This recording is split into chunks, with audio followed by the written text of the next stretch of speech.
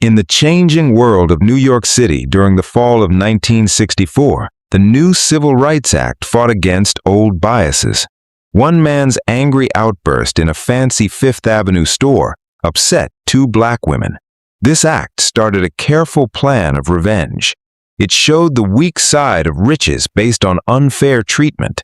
This story mixed smart crime with enforcing civil rights. It left a lasting impact on Harlem's leader and Manhattan's broken rich man. Step into the rich but tense setting of Bergman and Sterling. This high-end shop had served only the city's richest white families for years. It just started letting black customers in because of new laws. Some customers still felt hidden anger about this change. It happened at exactly 2:47 p.m. on that cool Saturday, October 10th. Mae Johnson entered the store. She was a poised 58-year-old woman. She wore a well-made navy suit with shiny pearl earrings and a necklace. Her 29-year-old daughter, Ruthie, came with her. Ruthie looked elegant in a cream dress with white gloves and perfect hair. They showed good taste and money. Mae's leather handbag cost more than many Harlem families earned in 3 months. They looked at imported fabrics and designer clothes with calm confidence.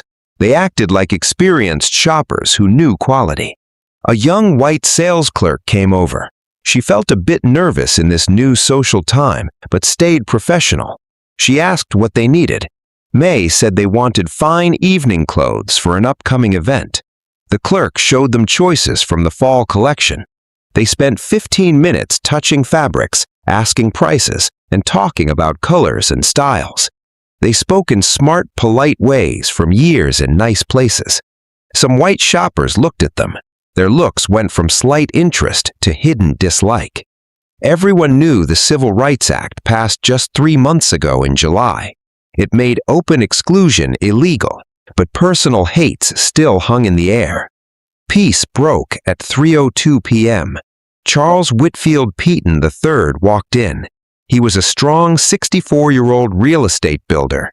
He grew his grandfather's $12 million shipping money into a $45 million empire. He did this by buying 19 midtown properties, building across the city, and sitting on boards of 3 banks and 2 exclusive country clubs. Those clubs let in a few Jewish members after court pressure, but still blocked black people with fake reasons. He came to pick up his custom suits. His face turned red with rage when he saw the 2 well-dressed black women talking to the clerk near the evening clothes. What happened next came from 7 customers and 3 workers. They talked to the New York Observer from October 11th to 13th. It was a shocking show of open racist hate. It was bold and aimed at them. It shocked even people with the same biases. It went against the changes from the new law. Peton moved closer with louder voice. His yells filled the store. He used the worst racial slurs. He said black people did not belong in places for white rich people. He called the Civil Rights Act a bad communist idea ruining the country. He threatened to call police for fake trouble. He hinted their money came from crime because real success was impossible for their race. He attacked their looks and character. This made both women cry. The words were too dirty for newspapers, but stuck in witnesses' minds. Margaret Holbrook was a 50-year-old woman buying a baptism dress for her granddaughter. She later said from her Upper East Side home on October 12th that such talk was normal in her younger days, but the civil rights movement and the act meant times must change. Peton kept yelling without care. He called them animals dirtying the place. He said owners could still refuse service. He demanded they leave or he would force them out. The rant went on as the women stayed quiet. They tried to keep their dignity. Peton went beyond words. He grabbed the $650 French silk evening dress Ruthie was looking at. He threw it on the floor. He said it was ruined by her touch. He offered to pay the store just to burn it. He did not want dirty items sold. He called the manager. He asked why such unfit people were allowed in a spot for Manhattan's best. He promised to stop coming unless old unfair rules came back. Robert Chin was a 42-year-old worker. He said on October 13th that the scene lasted maybe 5 minutes, but felt like forever. Peton yelled without stop. The women stayed strong. The older one held back words to calm things. The younger one cried. Other customers watched in silence. They did nothing to help or stop him. They let the rich white man destroy dignity in front of everyone. After 5 to 7 minutes of abuse, May took Ruthie's hand. They walked to the door with straight backs. Tears ran down their faces. Peton followed them to the exit. He kept shouting insults. They stepped outside. Holbrook remembered his last words. He said the Civil Rights Act changed nothing real. This place was still not for their kind no matter what Washington said. She called it deeply upsetting in a year meant to move past such open hate. Peton and the store people did not know this bad act was his biggest mistake. The women were the wife and daughter of Ellsworth Bumpy Johnson. He was Harlem's top and toughest crime boss. He got out of federal prison just 11 months ago in November 1963. He rebuilt his web of illegal and legal ties. This made him a key player in New York. Now he had to teach a hard lesson in respect. It would take everything Peton built in his life. Now look at what happened right after. Talk spread in Harlem streets and Manhattan offices. It built the story of his fall. But first, go back to that evening at about 4:30 p.m. May and Ruthie still shook from the event 90 minutes ago. They went up to Bumpy's office above the Palm Cafe on 125th Street. His loyal friend William "Bub" Hewlett saw them. May tried to downplay the insult at first. She worried about trouble so soon after Bumpy's release, but Ruthie kept crying. This forced the full story out. They described the unknown white man screaming slurs. He threw the dress down. People watched without helping. Bumpy listened without moving. His face showed nothing, but close friends saw his eyes narrow. This meant held back anger. He asked only about the man's name. They said Mr. Peton from the manager's words. They noted his Manhattan buildings and love for custom clothes. This showed big money. Bumpy spoke calmly. He told him to go home and rest. He promised to handle it himself. His cold tone warned Hewlett of big trouble ahead. Bumpy was kind to family, but harm to them turned him into a cold force of planned fear. After they left, Bumpy spent the next hour on phone calls. He talked to lawyer Theodore Green and other partners. They dug into Manhattan business details. By 6 p.m., he had full info on Charles Whitfield Peton III's $45 million world. He knew about his racist tenant choices. He knew his social power. He knew his weak spots. Peton used loans to grow. This made him easy to attack with enough money and will. As night fell on the city, Bumpy's mind worked. Green called it expert in making revenge fit, destructive, and hard to trace. He made a 72-hour plan. It used his crime group, good contacts, political pool, and smarts in the new Civil Rights Act world. Open racism now brought more social and money costs. Bumpy stood out not just for fighting back. He knew how to hurt using the same tools his enemies used. Those were social status and money power. He turned Peton's ways of unfair treatment against him. This showed every racist rich man that the act was more than paper. Hurting black people with connections meant total ruin. On Sunday morning, October 11th, the plan started. Bumpy sent word to friends and community leaders. He told about the family insult. He asked for quiet help. He used $75,000. It went to legal deals and targeted moves. These were clean, but cut down Peston's strong points. Key was Bumpy's ties to 3 Harlem banks. They also loaned to Peston's projects. Through stand-ins, he sent true files. They showed Peston's risky loans, budget problems, delays, and the October 10th outburst against the Act's spirit. This could bring bad attention and legal trouble to banks. The files had no lies, but stressed risks. They reached loan officers Sunday afternoon. Hints came that checking ties to such a risky borrower was smart. This led to full reviews at all 3 banks by Monday morning, October 12th. No one forced it. Real worries about overextended developer and public racism caused it. At the same time, Bumpy gave money to civil rights groups. Even with his crime past, he supported them for beliefs and cover. He reached out to CORE, NAACP, and local groups. Reverend James Mitchell was a 71-year-old Harlem preacher linked to rights work. He said on October 13th, they got full stories of Peston's unfair renting, the store event, and deep biases. Bumpy gave money for fights against his buildings. No demands or credit needed, just to help real work against a bad target. Groups took the help despite worries about crime links. They quickly set up protests and boycotts. Also, Peston's deals with rich partners for big profits became targets. Bumpy's people sent warnings. They said his open bias meant coming legal risks from rights attacks. They suggested checking to protect own status. Messages based on true plans for protests, avoidance, reviews. This caused worry. It made Peston spend Sunday and Monday calming nervous partners. This took time from business. It built a sense of coming disaster before it hit. The info attack went to media. Bumpy's links to black papers and open-minded reporters helped. They ran stories on the Bergman and Sterling fight, Peston's no rent to non-whites, and ongoing act breaks by rich businessmen. This showed in the New York-Amsterdam News front page on Sunday. Title was, "Manhattan Developer Screams Racist Abuse at Black Shoppers, Throws Clothing on Floor." The New York Times had a note on page 12 Monday about store bias claims. It hid the Johnsons' names for privacy, but gave enough details for those there to know. As Monday went on, the attack grew with timed hits. At 9 a.m., 50 core and NAACP people gathered outside Peston's main building on West 86th Street. They held signs against tenant bias and act breaks. They passed out papers telling the October 10th shame and long denials to non-white renters.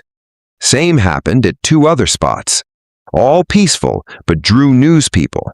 This made his properties linked to wrong. It scared away new renters. It raised partner fears. Renters got organized with Bumpy's hidden help for papers, legal advice on act rights and meeting places. On Monday night, 200 renters from 9 buildings met in a Harlem church. They formed a group. They promised group actions like holding rent, city complaints, court fights against unfairness, unless changes and end to bias happened fast. Mitchell confirmed this. It gave power to people once alone to fight together. At the same time, Peston's spots in 2 rich country clubs got hit. Clubs long blocked black and Jewish people. They added a few Jewish after law and community push. Files went out about his store outburst, new protests, renter fights, news focus. Keeping him risked questions on club's own old blocks. By Monday evening, one club asked him to quit to avoid trouble. The other paused his membership for check. On Tuesday, October 13th, it peaked. 2 banks called in $9 million total. They used contract rules allowing quick pay if money weakness or name risk showed. Green said these were normal rules. Bumpy's info flood made keepers see dangers from loans, plus activist and news storms. This forced Peston to sell things cheap or find pricier options with his bad name. 4 partners pulled from shared projects. They cited civil rights fails and publicity risks. This needed him to buy back shares, draining cash, or find new ones in the mess. The renter group stepped up Tuesday night. Strikes in 4 buildings with 150 homes. They put $60,000 a month in safe accounts until fixes. This made legal messes needing lawyers against united media-backed foes. Social push-away sped up. Top families quietly cut ties. No dinners, no invites.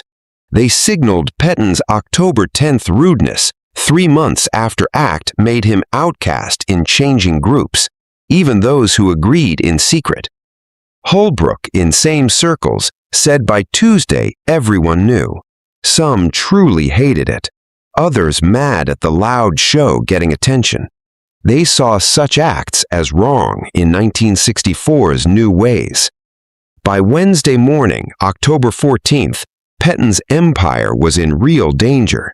Calls for 9 million, partners gone, renter revolts, daily protests, bad news, club kicks, social alone. He did not understand the linked start. His desperate asks got hints to the store trigger and rights backlash. It hit many Manhattan owners, but focused on him. Until afternoon, when Theodore Green showed up in his messy Midtown office. Green explained the timing was not luck, but planned payback for October 10th attack on May and Ruthie Johnson. They were family of Ellsworth Bumpy Johnson, Harlem's boss with reach in business, government, rights. Green laid out the parts: bank calls, partner runs, protests, renter groups, news hits, social cutoff, all set to teach respect and make the act real. Peton did not believe an ex-prisoner controlled things like banks and clubs. Green showed Bumpy's wide ties, money to rights groups, political and news links, a power used against family herders. Peton asked how to stop it. Green said no, it could not turn back. The ruin was done. Bumpy wanted no sorry or money. He met his goal to show bigotry's cost. Peton was lucky it was money, not body harm. Green ended with Bumpy's rule. His family would return October 17th. They must get top respect or more trouble. Peton nodded without words in his ruin. The end came Saturday, October 17th at 2:45 p.m. May and Ruthie went back to Bergman and Sterling. Outside, 30 Corps and NAACP people stood with Green and Hewlett at the door. The manager greeted with deep sorry. Peton banned forever. Promises of fair treatment under the act. 3 workers gave 90 minutes of careful help with best items. They bought $1,500 worth, evening clothes and extras. Workers packed and carried out. Customers showed open kindness. Holbrook said sorry for not helping October 10th. May hoped kindly it helped all black shoppers. They stepped out to cheers from watchers, a sign of unity and win in open luxury without fear. Green and Hewlett walked them to the car. May praised Bumpy's work. She said the city now knew hurting his family was dangerous. Peton's life fell hard. By December, he sold 14 of 19 buildings at loss. Fortune dropped from $45 million to $11 million by February 1965. Club bans forever. Endless social cutoff. His wife left in January 1965 to Connecticut. She avoided New York stairs. Try to fix in 1965 and 1966 failed. Bad name blocked loans, partners, renters. He died of heart attack at 68 in April 1968, forgotten as once big name. But the story meant more than one man's end. Mitchell explained it built crime world respect for Bumpy's power across areas to bring down high people. Rights leaders praised the way of money pressure to force the act on hard cases. Peton's destroy was example that 1964 was not 1954. Bias cost could wipe out lives. Wider effects hit Manhattan shops and real estate in late 1964 and 1965. Slow stores pushed to follow no bias. Bergman and Sterling hired first black worker in November. They advertised in black papers. They trained for fair service. Others followed bit by bit, driven by law must, fear of same payback from hidden powers, stronger rights work from Bumpy's money, and smart C. The turning away rich black buyers brought court and money loss. Bumpy aimed to fix family wrong, but his open break of Peton sped up area open to all. It showed hurting people with strong links cost huge in the act's early days. It taught top people a lesson. Avoid open bias. Unknown ties could bring sudden end. Bumpy never claimed it public. Through Green October 13th, he said he knew nothing of Peton's problems. He urged think deep and respect all under the act. But to close like Hewlett and Mitchell, it was clear. October 10th, wrong started 72-hour destroy, a clear warning. Hurt Bumpy's family without ready for total loss. It made the act real through examples of ongoing unfair people. The tale spread in Harlem streets, crime worlds, rights places, as a guide for smart power use when courts slow. A rich white racist wrongly shamed two black women in fancy store. He did not know their tie to a smart protector in the act's new world. In 7 days, it cost him $34 million loss, social kickout, business break, life erase. While the women returned in win, got king treatment amid sorry whites, boss promises no more, sign of new ways. That was the lesson Peton learned too late. 1964 beat 1954. The act changed rules. Bumpy Johnson, despite crime and fresh out, had power to enforce beyond what top people thought. His wrongs free pass was fake. It cost his world. At same time, it opened doors, fought old ways, proved the law's strength through smart money war. All from Bumpy's rule that real power in 1964 was not free hurt, but making civil rights breakers and dignity attackers pay costs they could not afford. A story that made Harlem's king a hidden maker of fair in a breaking city.